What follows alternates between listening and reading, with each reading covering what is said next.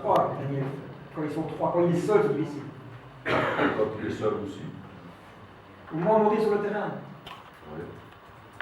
Si l'administration est faite avant, il va mettre, pour vérifier les stocks, si les équipements, il va mettre seul, il va mettre 2 minutes, on est au bord du terrain. De toute façon, celui qui n'est pas prêt, qui n'est pas en ordre, il va prendre une carte. Pardon. Celui qui n'est pas en ordre, il n'est pas réglementé, il va prendre une carte. Oui, mais à ce moment-là, l'entraînement, si on crée un règlement et qu'on a plus de 2 minutes, on ne va pas être bien d'avoir un joueur qui va rentrer. Voilà, ils sont dans l'ordre.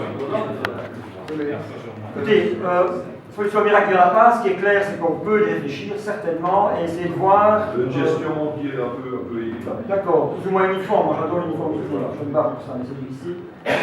Par rapport à ça, mais on peut comprendre le fond de vos questions, il n'y a aucun souci. Est-ce qu'il y a autre chose par rapport à les îles? Profitez-en, on est là, c'est pour. Enfin, les arbitres sont là, c'est pour répondre à vos questions, mais sur les arbitres, vous aussi, n'hésitez pas à interpeller les entraîneurs. Il faut qu'on en profite, on est là, on est des adultes, donc il faut qu'on puisse partager réellement l'expérience et les critiques. Moi, je n'ai pas de souci par rapport à ça. Messieurs. Pardon? Il faut se faire plaisir entre nous. Moi j'ai une question toute simple, des débats sur la zone technique, parce qu'il y a deux, trois mesures ou l'inverse. On n'a pas toujours les zones techniques comme à Barcelone ou au Real de Madrid. Les bords, il y a pour mettre tel joueur, un entraîneur, éventuellement, etc. Maintenant, en tout cas au PE, il y a souvent 4 réservistes, comme on dit, un entraîneur adjoint, un délégué, un kiné et l'entraîneur gardien. Donc ils sont à 10 ou à 12 dans cet arbitre qui peut abriter 6 ou 7 joueurs ou 7 personnes maximum. Maintenant, j'ai eu un très bon arbitre d'ailleurs dimanche, sans citer. Je suis allé trouver dimanche pour mettre une chaise à côté de l'abri pour moi, qui reste définitivement à côté de l'abri. Je ne vais pas mettre la chaise sur la tête d'une semaine. Il y a des arbitres qui disent oui, des arbitres qui disent non. Interdiction de zone neutre, interdiction de mettre une chaise où vous êtes, en plus j'en ai marre d'autres. Je parle pour moi, mais je suis très certain peut-être que même d'autres collègues voudraient une chaise à côté du bord parce que personne, tout le monde ne sait pas s'asseoir. On n'a pas plus le temps des bords, il faut 15 mètres. Vous n'avez pas obligé à tous les clubs d'abattre tous les abris et mettre de nouveaux abris. Donc il faut un petit peu, comme vous dites, soit tolérer, soit s'arranger, soit un petit peu faire de psychologie, etc.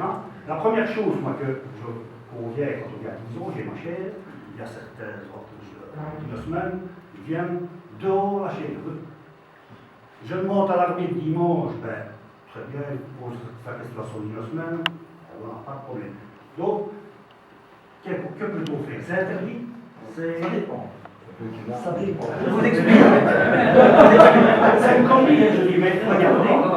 Donc, si vous mettez, donc, d'abord, les personnes qui vont dans l'abri doivent être renseignées sur la feuille d'arbitre. Oui, quand on est 10, ils sont tous renseignés. Donc, comme vous avez dit, les 4 joueurs, l'entraîneur adjoint, soignant.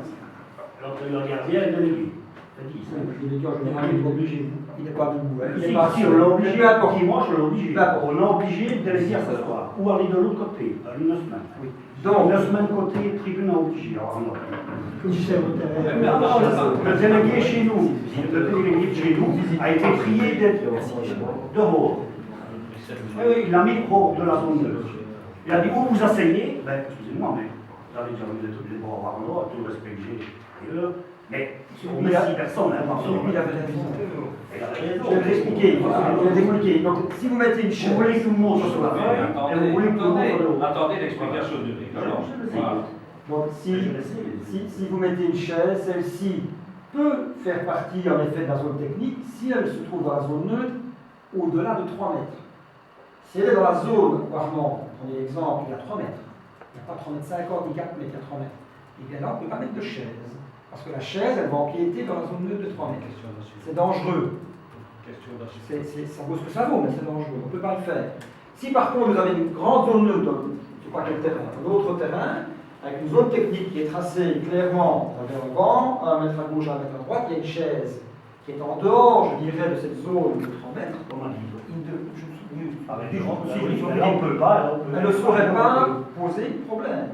Si, clairement, les joueurs, enfin, les personnes sont sur la feuille de match, d'une part, et que ce n'est pas un danger pour les joueurs d'aller heurter cette chaise, par exemple, en dehors des 3 mètres.